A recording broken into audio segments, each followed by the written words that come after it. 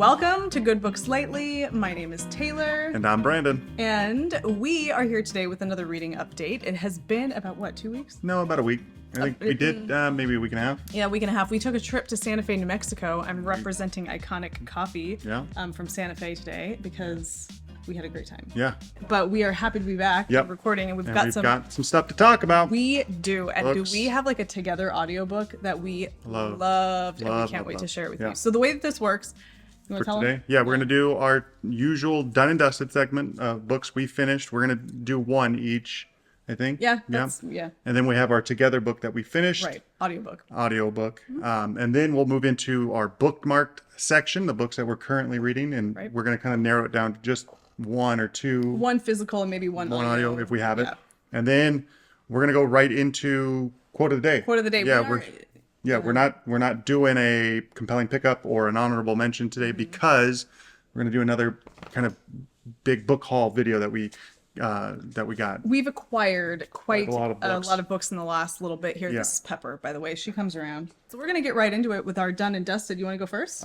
Sure. Yeah. My done and dusted. Is this one, Touching the Void by Joe Simpson, the true story of one man's miraculous survival. This is a book that Taylor's dad lent to me, told me he thought I would get a kick out of it. I brought it with us on our trip to Santa Fe, started it the first morning in our Airbnb, and finished it when we got to Flagstaff, basically. On our way home. Loved it. It's a short one. It's only a little over 200 pages. Just like an amazing story of survival. It's a mountain climber's adventure kind of book. It's a true story. It's a true story. Yes. And it recounts this tragic event that happened between two kind of friends that are climbing a mountain in South America in the Andes. And it's not really weather. Pause. Sure. Go for it. Yeah. Oh, those Legos. Looking good. Right. I love it. Go. All right, now close the door so that way it's not too loud. Okay? Yes, Mom? Cierra la puerta, por favor. Sorry, you were saying. Yeah, about a tragic accident that the author, he survives, Joe Simpson. This is him telling his story of how he survived this tragic. But his friend. No, his friend survives too. Okay. It kind of touches on like what happens to a person who has to make almost an impossible decision in order to save their life. I think you kind of get from the back that like there's the bad accident. Joe Simpson breaks his leg while after they summit this mountain. He kind of has to survive with a broken leg to get down to base camp. It says Joe Simpson and his climbing partner Simon Yates had just reached the top of a 21,000-foot peak in the Andes when disaster struck. Simpson plunged off the vertical face of an ice ledge, breaking his leg. In the hours that followed, darkness fell and a blizzard raged as Yates tried to lower his friend to safety. Finally, Yates was forced to cut the rope moments before he would have been pulled to his own death. Yeah. No, it's. So you have to make an active decision. When he cuts the rope, does he assume his friend is going to fall to his death? Yeah. In his mind, he thinks either we both die or I survive. And so he makes the decision to cut the rope, thinking that his friend dies. Awkward. Because they both survived. So he gets to base camp. And that's not, by the way, first. And he has to go through that mental anguish of like, how is he going to tell his friend's parents when they get back? What are they going to do? All of this super compelling. I flew through it, wanted to keep reading, each time. There's a movie. Yeah, it's like a kind of a indie film. Sure. Indie films are IFC. He does because it's only credited to Joe Simpson, the guy who fell, but he does include sections where his friend Simon Yates, is writing about what's going on, his experience, and what his thought process was. I've been reading this. I'm like, wow, this is amazing. What a determined human being can do, and they want to survive, and what the body and the mind can make itself believe and do. But it also made me, it was like, I'm not that guy. I'm not looking to go one because of what happened, but also two, they're just casually talking about how they before any accident happened, they got frostbite on their fingers, and they're just talking about it like, yeah, I got frostbite. My dad is really into mountain climbing stories, true stories, and just mountain climbing stories in general. And he talks about some of these things that they talk about, and I just think like it takes a special breed of person to do these kinds of things, and I'm not. Yeah, they're like adrenaline. Yeah, seekers. almost like adrenaline junkies. And that's what in they a are, because sense. even like at the end, it's kind of one of those things like they summit and then they get done. They're like, oh, okay, well that's done. What's the next What's the thing? next thing? What do I do? They don't That's like revel in wild. it too long. They're like, oh, Yeah. I did it. I accomplished something great. No, they're like, okay, I guess I got to do this next Bigger, one. and Or that's why so many of these people, that's how Oh, they die. They it's- die doing these things. it really is. But it Wild. really, really cool story. That's good that you read Yeah, it. I loved it. My dad loves those books, and I bet you I would He's like got a them bunch too. more, I'm sure that he Oh, can- he's got a ton. He has like, wait, what is that one called? Touching the Void. Yeah. Yeah. What about the one about the guy who's hanging from the Eiger? He dies there, and Isn't like that, people like, in the town Scattered see Air him, or like, shattered Shattered Air or maybe? something, yeah, Yeah, lots of really yeah. good All ones. right. All right, cool. I'm done. Wait, hold Oh. on. What did you rate it? I gave it 5 stars. It was super good. Yeah. Nice, good recommendation, Dad. That was Yeah. good. Thanks, Dale. All right, so my first and only done and dusted for today, well, other than our Together yeah. book, is I have finally finished Vita Nostra, which is well, I don't know if it's a recent translation, but it is an English translation of the Russian book by Marina and Sergei Dyachenko, and it's translated by Julia Maitov-Hersey. Now, I'm going to go into my notes here because I really don't want to. This is a really difficult book. Yeah. People summarize would for come and anybody, saying yeah. that you couldn't spoil it with your, Right. even if you tried. Yeah, a friend of mine on Instagram, I shared this with him, and I told him about what I was experiencing, and he went out and bought it and started reading it, and I could tell he was having a similar experience to me as he started Right. reading it. Just like that, like, what am I reading? What is even happening here? It is a wild ride, and it's really hard to pin down what it is that you're reading and experiencing in this book. So allow me to give you a little bit of like a quick summary that I you go. wrote down that I thought kind of helps. It's like a young girl is pulled into a confusing metaphysical institute and this is after she graduates from high school, where she essentially learns to dissociate with her human form, all of its trappings, in order to develop an uninhibited existence as a form of language. Okay? Sure. By shedding all that makes her human in a way that is very literal. Like, her human form begins at this certain point in this institution she goes to. It's like post-secondary school. At this point, she starts to break down as like a human as she makes this transition into a word or a form of language. Okay. And this breakdown that she goes through happens during her second year at this institute. And all of the second years at this institute have very noticeable issues. Like, they limp, they walk into walls, they can't get from point A to point B without staggering. It's these weird things that happen to them as they go through this like metamorphosis almost. By shedding all that makes her human, she learns how to let go of fear and exist in a pure linguistic essence. All right. Okay, now it sounds like trippy. I'm very proud of that Yeah. because I feel like really the back of the book gives you something that's like, okay, maybe, but this makes it sound like Yeah. not. This, honestly, I'm telling you, From what I what you just read last here- time, when the previous video about this, Yes. that you read the back, and that, I feel like they're 2 different books. Yeah, go back and watch the previous video and you'll realize. But this, honestly, if I had to say, this is more what's happening here. It's a wild ride. It's my journal has like prompts. Would I read this book again? Yes, only in the ascent. Well, you said you wanted to like listen to I would like to listen to it with the purpose being to like more clearly understand what's being talked about here. I felt like I understood everything that was, well, I felt like I was understanding it the way I was intended to understand it, but it's something. Yeah. I wouldn't recommend it to everybody. It's not for everyone. There's Yeah. some things in here that might make you feel uncomfortable. Nothing crazy, Yeah. but you might get a little uncomfortable. There's some provocative stuff. Okay. Is it Verity level? No, nothing like that. No. Just weird. Very weird. My Yeah. first impressions with this, weird, mysterious, and chaotic in the cadence of the writing. So the writing is not Right, 'cause it real doesn't have long. chapters. There's no chapters. It's just, Small yeah, like page breaks. but the writing is very like chaotic. There's not a lot of description. It's there and you Yeah. can really Is that visualize things. because of a translation, you think? Maybe, but I think that it's just written it's way. very Spartan Okay. writing. Yeah, yeah. But I like it because I think that's how you're supposed to feel things are going. My final thoughts, I don't even know for sure what I read and what it all means, but I felt things and I experienced things and my mind is changed in some way as it relates to fear and our human emotions. And there's a section in my journal here for key takeaways. And I just put down that humans are driven solely by fear, and it's really hard to argue with that. Yeah, And that's like 100%. that's kind of like a main, Yeah. that the human nature in us Right. is driven by fear. Okay. So Interesting. what did you rate it? I think I rated it 5 stars. I would give it 5 stars because I feel like it was incredibly effective at what it was supposed to do, and I think that that's a genuine reason to give a book 5 stars, whether Yeah. it's like good or bad or whatever. Yeah. I thought it was good. I gave it 5 stars. Are you planning on reading because it's a sequel? There's a follow up, or there's like supposed to be another book too. It's supposed to be like 3, There's right? 2 books right now. Right now, I but a don't third know- one's coming out. Somebody in our comments said that something about it's like Maybe. being translated currently or Okay, something. I don't know.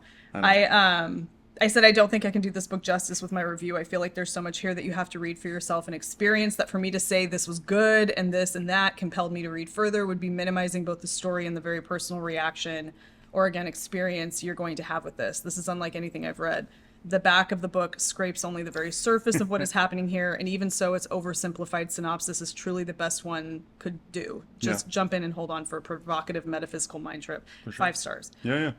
Yeah. So, I mean, if you like that kind of thing, if that sounds intriguing to you, give it a try because it was an interesting read. Very Cool. compelling. All right. Yeah. Awesome.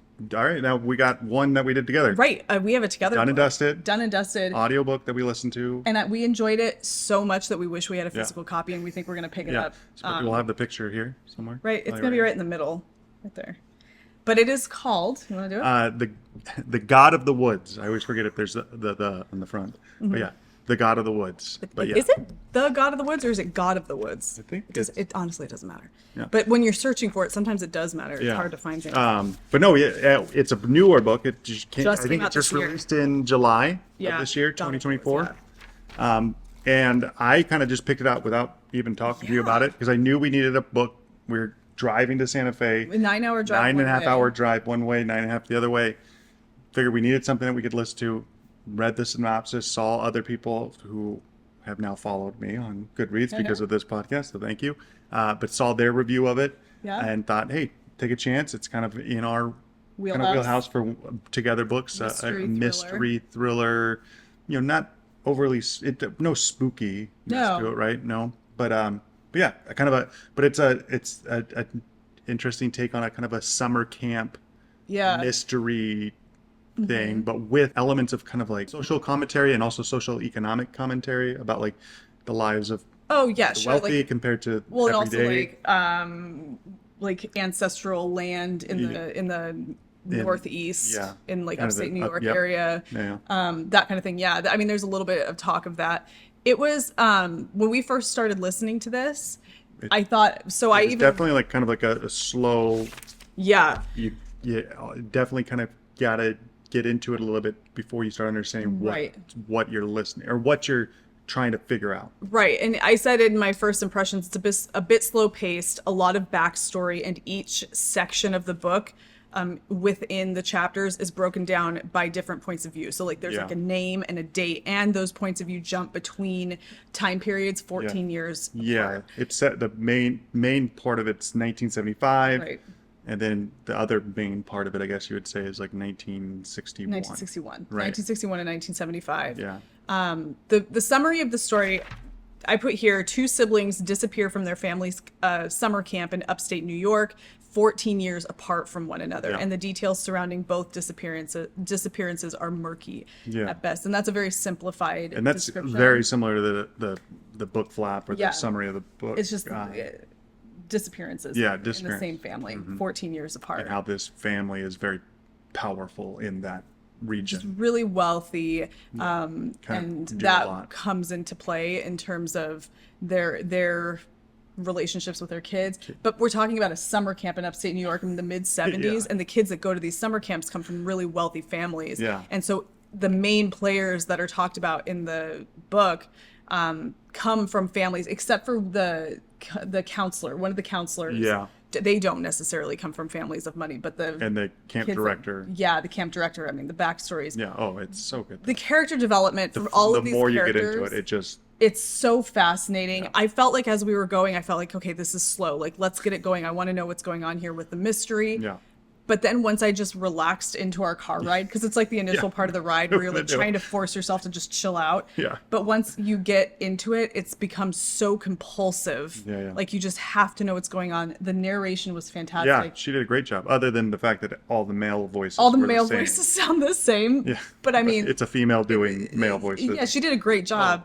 And the writing is excellent. Yeah. You don't feel like it is a thriller and a mystery, but it's very literary. Yeah. I would never qualify this as like when we read Riley Sager. Yeah, that's This is a totally other, Yeah, like, totally different. I echelon. agree. Yeah. Fantastic story. Yeah, And 5 stars for me. full on 5 stars. Yeah. It kept us guessing. Oh until yeah, the very end, and I think the ending is very I put on here good. Like it's what the final scene is perfect. yeah, it's kind of so good. it's not what you're expecting necessarily, but it is kind of what you were hoping for in a sense, right. which is good. It's not you're like not in you're in the dark all the way to the end, and then when you get the reveal, you're like, oh, all right, yeah, I like that. To me, it wasn't like all right, yeah. I was just like the whole time that last part with the final words. Oh, yeah. I'm just like, yes. Right. Like I was like, that's right. Yeah. That's how you wrap it up. Mm-hmm. I just thought it was like done so beautifully, and I have to imagine the writer. I can't. Oh, geez, what is her name? Helen something. I have to imagine when she finished the last bit of this book, she was like, I just packaged up. Yeah, makes me want to see what other Liz Moore.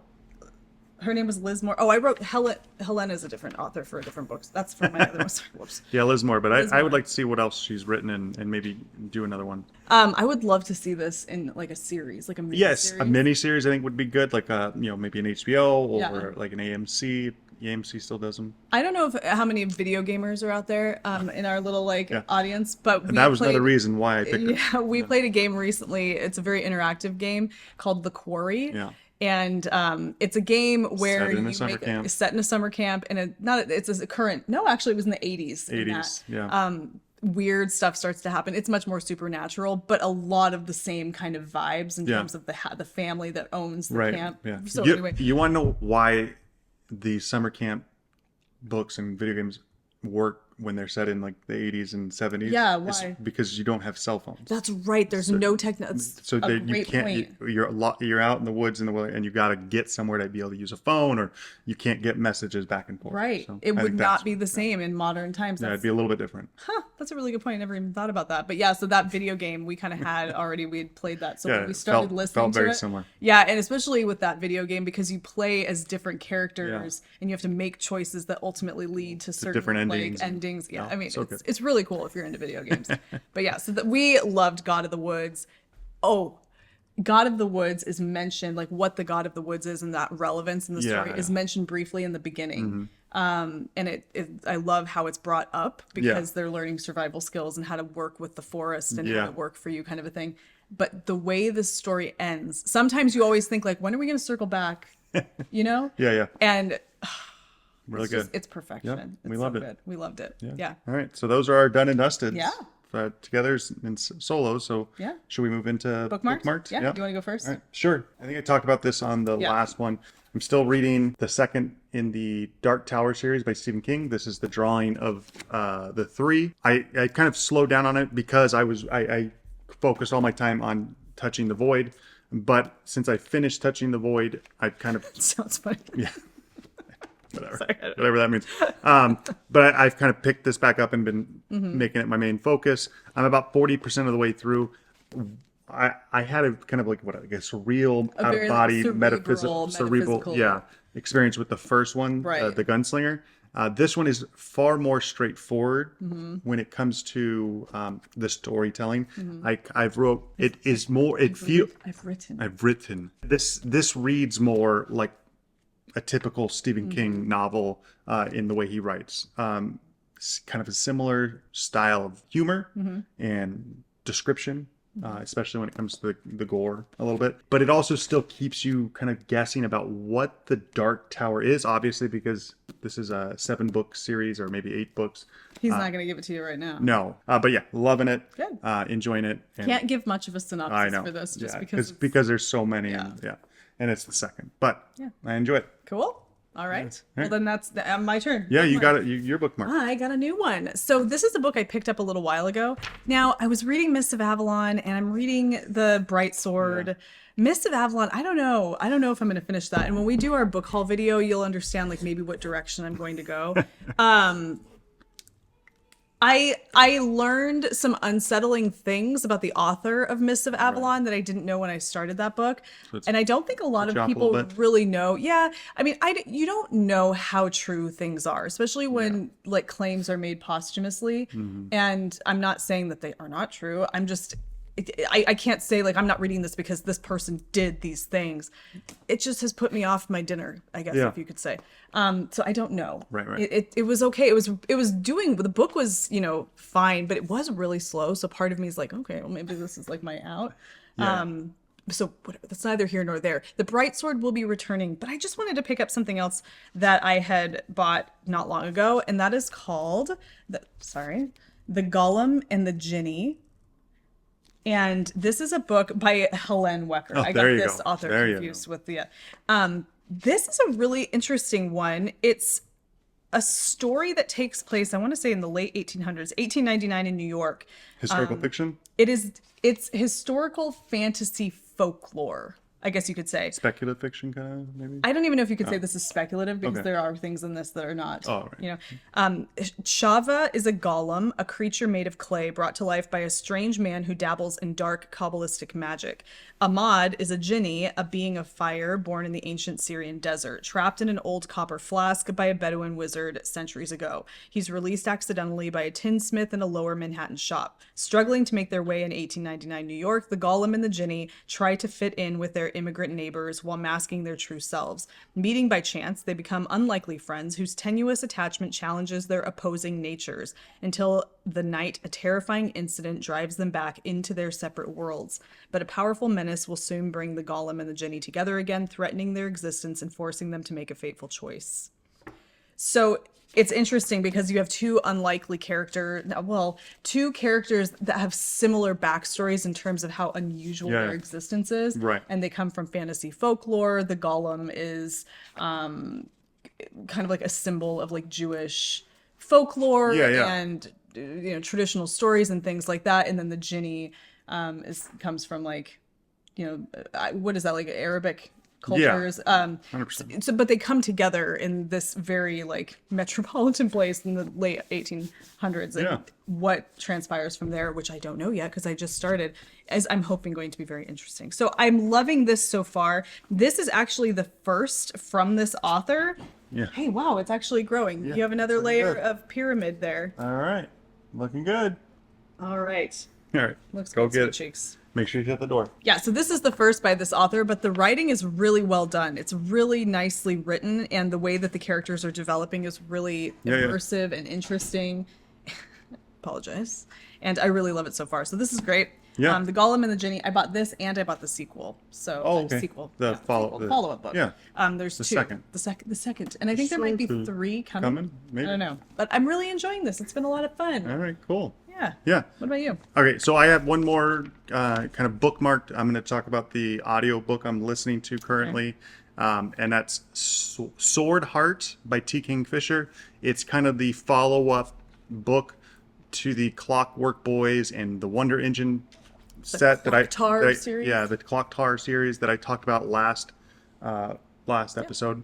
Mm-hmm. But this one is kind of it's a one-off, but it's in that realm, and it takes place after those books. Yeah. And it's really good. I'm enjoying it. It's kind of fun. It has more magical elements to it. It's about a guy whose his soul is in this sword, and now he's pulled out, and he's like a genie, but kinda sword. Yeah, but when the sword is pulled or unsheathed, he comes and his body's there, and he can interact with people and eat and whatever and sleep. I'm a genie in a bottle. Yeah. I talked about how the Clockwork Boys was a little bit slow, and you needed to read the Wonder Engine to really get the whole thing. And I feel like this is like that. It's definitely that between book because it has the elements of the Wonder Engine book, but it has the magical and the fantasy and the romance of the Paladin series. The way T. Kingfisher wrote those books the Paladins and the Paladins books, the Saint of Steel. So yeah, I'm really enjoying it. I'm about 80% of the way done, so I'm almost done with that. And yeah, it's been good. Are you gonna join the T Kingfisher fan club? Probably, I might be the president. You might go to T Kingfisher Con. Yeah, but yeah, the two main characters in this book they're funny, they're clever, and they have this like dynamic that really works. I enjoy it. He's kind of like it's not Scotland, but he's Scottish. He's kind of. Well, you're listening to it too, so they give these characters accents. And yeah, so but it's so good. Like this. That's it's cool. really good. That's great. But yeah, so that's my bookmarked right now. And I am still listening to Time and Again, which is the sequel to Time After Time. I always get them confused. I think it's Time and Again, and then it's Time After Time. Time and Again, and then Time After Time. Time After Time. I am still listening to Time After Time. I haven't gotten much further because we were listening to that book and we were traveling and all that. But I am getting into it. It's a little slower in the part, even slower than some of the slow parts of the first book. But I can tell it's going to be really interesting once I get into it. So Good. That'll be exciting. Right. Yeah. So we're gonna move right into quote of the day now. Quote of the day, because we're gonna let our haul video, our book haul video, kind of take the compelling honorable pickups. mention. Yeah. All right. Do you want to go first with the quote of the day? I do. All right, I cool. do indeed. I have a quote. Where did it come from? Which book? It comes from the Ginny book, the Gollum and the Ginny. The Gollum has been created out of clay, and it's in the form of a woman, and she has been kind of given these like predisposed, she's got these character traits, things that make her the type of person that she is. Right. And one of those things, for whatever reason, I don't know if that's something that's been bestowed upon her by her creator, which you kind of learn who that is in the book, or if it's something that golems just have the ability to do, but she can hear everybody's desires. And she can also just hear their thoughts in general. Right. And so she's concerned because she feels like this person who has her right now that's kind of caring for her and has realized that she kind of can tell that he's somewhat uncomfortable with having her around all the time. He doesn't outwardly express this, but he feels this, and she only knows that because she can read his thoughts. But he doesn't want her to know that. He doesn't want her to feel that way. And so he says, he shook his head. A man might desire something for a moment, while a larger part of him rejects it. You'll need to learn to judge people by their actions and not their thoughts.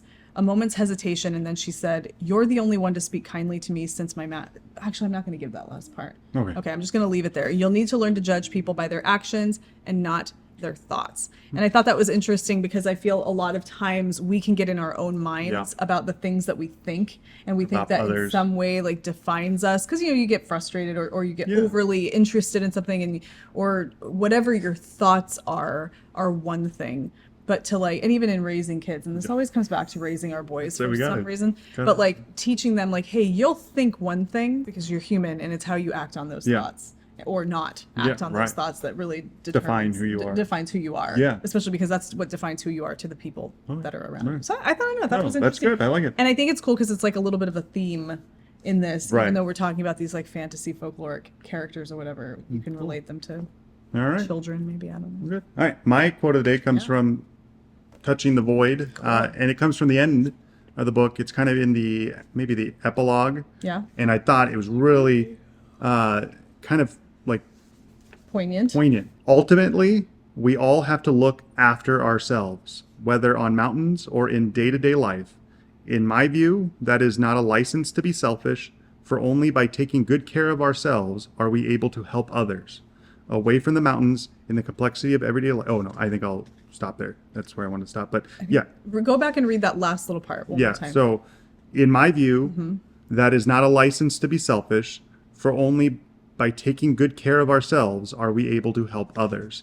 So I thought that was really kind of a cool thing, because he was the guy who he had to take care of himself or else they both died. Yeah.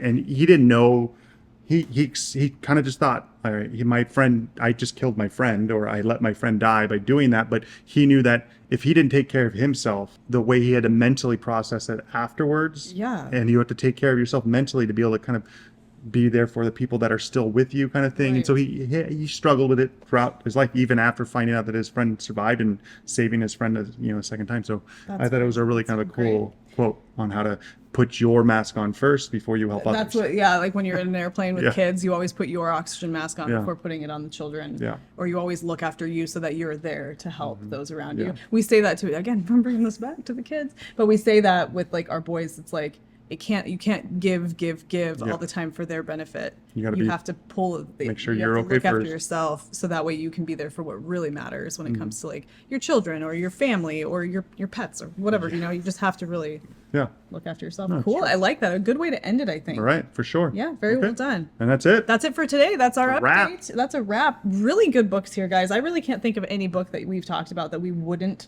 recommend to No, someone. all the ones, yeah. I mean, even this piece of work, I would recommend it to someone. I have actually. Yeah, and people started reading it. Yeah. So, but that was good. Yeah. Stay tuned because we will be back for our book haul, and Yeah. it's a good one. Lots Yeah, of good, a lot of good interesting ones. stuff over there. We're looking at them. Yeah, they're right. They're over ready there. to go. So yeah, we're excited about that. But you guys take care. Let us know what you're reading. Yeah, let us know in the comments. Give us the thumbs up, like it, subscribe it. And yeah, All those good things. That check we'll us see out in the you- next one. Yeah, we'll see you in the next one. Bye. Bye.